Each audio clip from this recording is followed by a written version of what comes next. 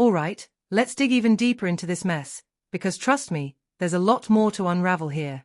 The BAFTA TV Awards, which should have been a glittering night celebrating the best in British television, has turned into a spectacle of royal rejection and public relations misfire.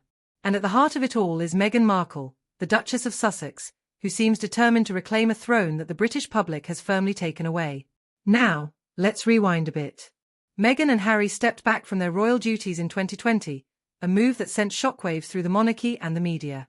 They sought freedom, privacy, and a new life in America, but it seems like Meghan is still clinging to the royal identity she left behind.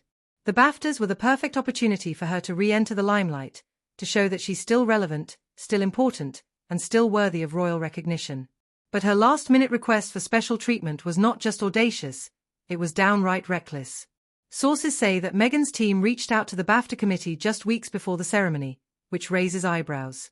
Did she really think that a last-minute request would be met with open arms? The British public has a long memory, and they're not easily swayed by a quick PR stunt. Meghan's desire for her full royal title to be recognised at such a high-profile event was seen as an attempt to manipulate the narrative and regain favour. But guess what? The narrative has shifted. So, let's talk about Alan, the co-host who became the face of Meghan's rejection. Known for his straightforwardness and disdain for anything resembling elitism, he wasn't about to let Meghan's royal aspirations overshadow the achievements of the talented individuals being celebrated that night. His rejection wasn't just a personal decision. It resonated with a broader sentiment in British society. People are tired of privilege, tired of the way royalty can sometimes overshadow genuine talent. Alan's refusal to play along was a statement, and it reverberated through the industry. And what's even more fascinating is how this rejection has been interpreted by insiders. Meghan's attempts to regain her status have been characterized as desperate and self-serving. A well-known television writer summed it up perfectly: it was a desperate PR move. The expectation that she deserved special treatment just because of her past titles is a stark reminder of how disconnected she has become from the reality of public sentiment. The British creative scene has evolved, and Meghan seems to have underestimated that evolution. Now, let's talk about the fallout. Sources close to Meghan revealed that the rejection struck a deep chord. She had hoped that a high-profile appearance at the BAFTAs would signal her return to the good graces of British society. Instead, she was met with public humiliation. This wasn't just a private matter, it was visible, and everyone was talking about it. The rejection wasn't just about not being recognized, it was about the realization that she may no longer hold the status she once enjoyed. Reports of Meghan's meltdown post-rejection have painted a vivid picture of her state of mind.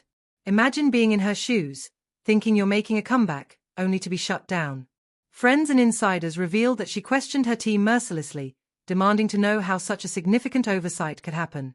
The frustration was palpable, and it led to a very public display of disappointment. This wasn't just about the BAFTAs, it was about her entire narrative in the UK, her identity, and her efforts to regain relevance. And let's not forget the meticulous planning that went into her intended return. Meghan had pieced together a carefully curated strategy to make a splash. She collaborated with high-fashion designers and celebrity stylists, crafting an image that would command attention. Rumors of red carpet interviews were floating around, adding to the anticipation of her grand entrance. She envisioned herself stepping back into the spotlight as a figure of importance, not merely an ex-royal. But the reality check came crashing down when the BAFTA snub turned her carefully laid plans into a public relations disaster. What's even more telling is how the rest of the industry reacted. Backstage, the gossip swirled. While Alan remained focused on the celebration of talent, guests couldn't help but discuss Meghan's failed bid for recognition. The buzz around her request turned into a cautionary tale of what happens when the lines between royalty and celebrity blur. The British public has been vocal about its disdain for perceived elitism, and Meghan's request was a glaring example of that disconnect. As the night went on, it became clear that Meghan's attempt to reclaim her status had backfired spectacularly. Instead of being celebrated, she became the subject of scrutiny and ridicule. The very public nature of her rejection would likely have far-reaching consequences, not only for her image but for her future endeavours in the UK. She thought she could waltz back in with royal flair, but the door was firmly shut in her face. Now, let's take a moment to reflect on what this means for Meghan moving forward. This incident at the BAFTAs isn't just a blip on the radar, it's a turning point. The British public's response to her request indicates a significant shift in how they view her. The fairy tale of royalty has become a cautionary tale of what happens when privilege and expectation clash with reality. Meghan needs to recognize that the public's affection is not something she can demand, it's something that must be earned. So, what's next for the Duchess of Sussex? Will she continue her attempts to reclaim her royal status, or will she pivot and find a new narrative that resonates with the public? The BAFTA snub has sent a strong message. The British establishment is no longer interested in the theatrics of royalty. They want authenticity, they want talent, and perhaps most importantly, they want humility. As we watch this story unfold, it's clear that Meghan is at a crossroads.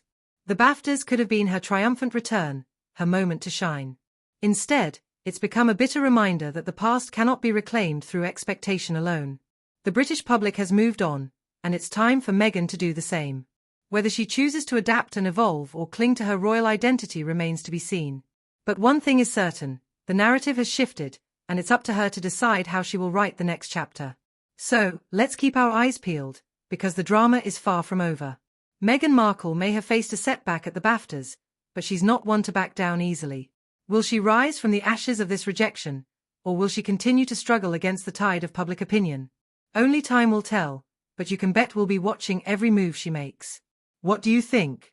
Is this the end of her royal aspirations, or just the beginning of a new chapter in her story? Let's discuss.